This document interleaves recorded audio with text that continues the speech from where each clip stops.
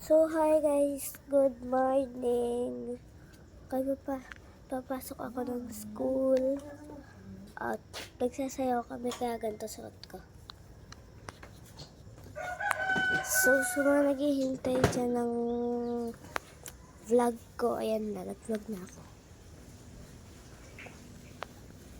Ikan dilim. Ito yung mga ano ko.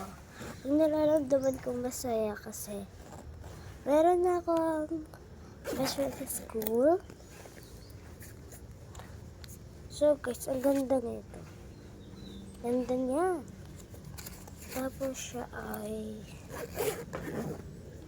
ayun lang be. Tapos wala pa tong laman. Wala pang laman kasi diyan ko lalagay damit ko. Tsaka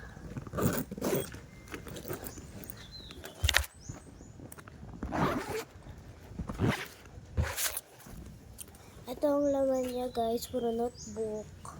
Kasi mag-aaral ako. So, bye-bye.